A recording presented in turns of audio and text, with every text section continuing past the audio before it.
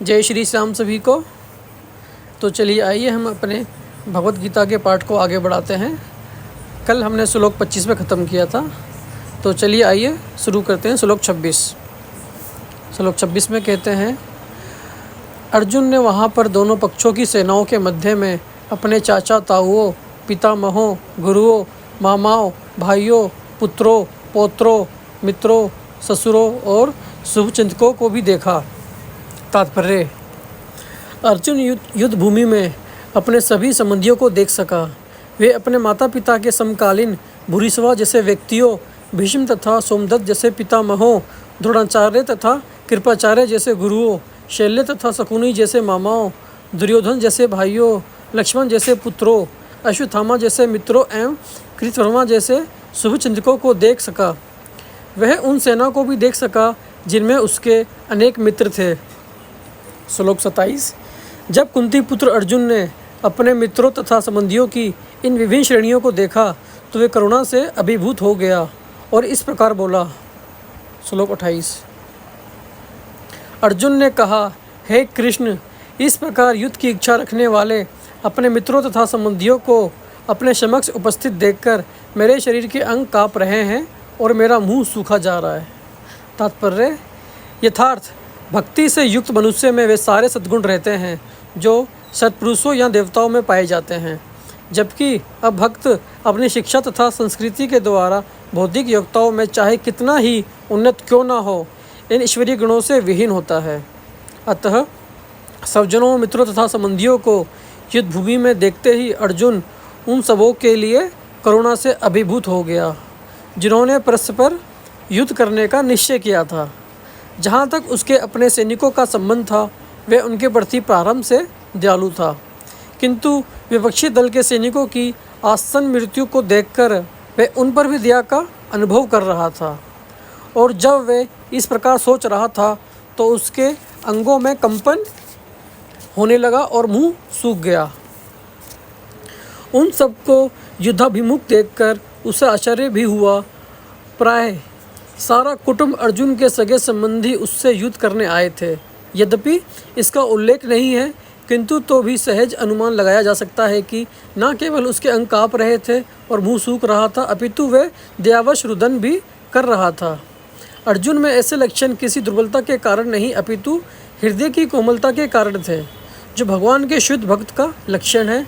अतः कहा गया है, जो भगवान के प्रति अविचल भक्ति रखता है उसमें देवताओं के सद्गुण पाए जाते हैं, किंतु जो भक्त वृद्धक नहीं है उसके पास भौतिक योग्यता ही रहती हैं जिनका कोई मूल्य नहीं होता। इसका कारण यह है कि वे मानसिक धरातल पर मंडराता रहता है और ज्वलंत माया के द्वारा अवश्य ही आकृष्ट होता है। श्लोक 29, मेरा सारा शरीर काँप रहा है और मेरे रोंगटे खड़े हो रहे हैं। मेरा गांडीवी धनुष मेरे हाथ से सरक रहा है और मेरी त्वचा जल रही है। तात्पर्य, शरीर में दो प्रकार का कंपन होता है और रोंगटे भी दो प्रकार से खड़े होते हैं।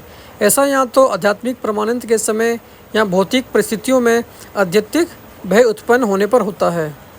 दिव्य साक्षात्कार में कोई भय नहीं होता।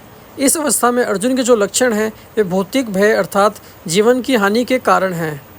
अन्य लक्षणों से भी ये स्पष्ट है, वे इतना अधीर हो गया है कि उसका विख्यात धनुष गांडीव उसके हाथों से सरक रहा था और इसकी त्वचा में जलन उत्पन्न हो रही थी। ये सब लक्षण देहात्म बुद्धि से जन्य हैं। श्लोक 30, मैं यहाँ अब और अधिक खड़ा रहने में असमर्थ हूँ। मैं अपने को भूल रहा हूँ और मेरा सिर चकरा रहा है। हे कृष्ण, मुझे तो केवल अमंगल के कारण दिख रहे हैं। तात्पर्य, अपने अधैर्य के कारण अर्जुन युद्ध भूमि में खड़ा रहने में असमर्थ था और अपने मन की इस दुर्बलता के कारण उसे आत्मविस्मृति हो रही थी। भौतिक वस्तुओं के प्रति अत्यधिक आसक्ति के कारण मनुष्य ऐसी मोहमयी स्थिति में पड़ जाता है। ऐसा भय तथा मानसिक असंतुलन उन व्यक्तियों में उत्पन्न होता है जो भौतिक परिस्थितियों से ग्रस्त होते हैं। अर्जुन को युद्ध भूमि में केवल दुखदायी पराजय की प्रतीति हो रही थी। वह शत्रु पर विजय पाकर भी सुखी नहीं होगा। निमित्तानि विपरीतानी शब्द महत्वपूर्ण हैं। जब मनुष्य को अपनी आशाओं में केवल निराशा दिखती है तो वह सोचता है, मैं यहाँ क्यों हूँ। प्रत्येक प्राणी अपने में तथा अपने स्वार्थ में रुचि रखता है, किसी की भी परमात्मा में रुचि नहीं होती। कृष्ण की इच्छा से अर्जुन को अपने स्वार्थ के प्रति अज्ञान दिख रहा है। मनुष्य का वास्तविक स्वार्थ तो विष्णु या कृष्ण में निहित है। बुद्धिजीवी इसे भूल जाता है, इसलिए उसे भौतिक कष्ट उठाने पड़ते हैं। अर्जुन ने सोचा कि उसकी विजय केवल उसके शोक का कारण बन सकती है। श्लोक 31। हे कृष्ण, इस युद्ध में अपने ही सज्जनों का वध करने से ना तो मुझे कोई अच्छाई दिखती है और ना मैं उससे किसी प्रकार की विजय, राज्य या सुख की इच्छा रखता हूँ। तात्पर्य,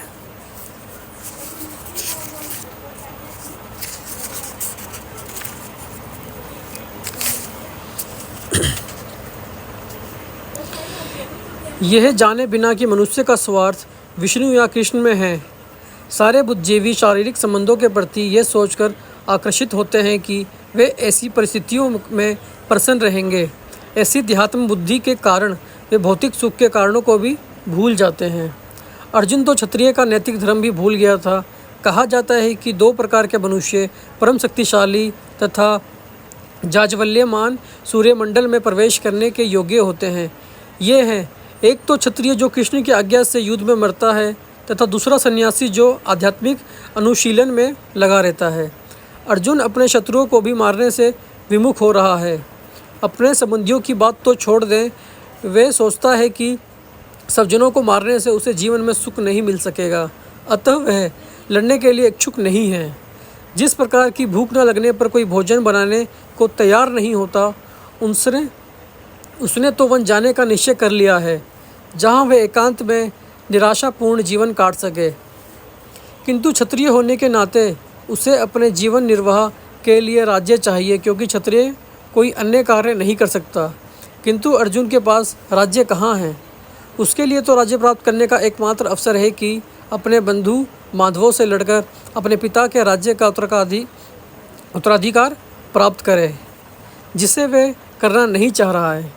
इसलिए वे अपने को जंगल में एकांतवास करके निराशा का एकांत जीवन बिताने के योग्य समझता है। श्लोक 32, 33, 34 और 35 एक साथ है।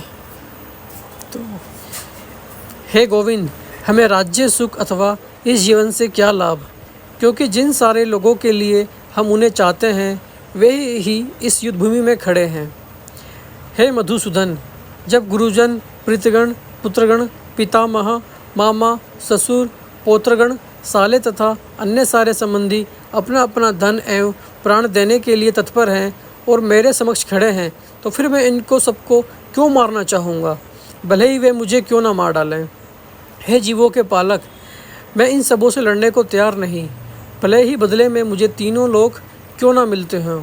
इस पृथ्वी की तो बात ही छोड़ दो, भला धृतराष्ट्र के पुत्रों को मारकर हमें कौन सी प्रसन्नता मिलेगी।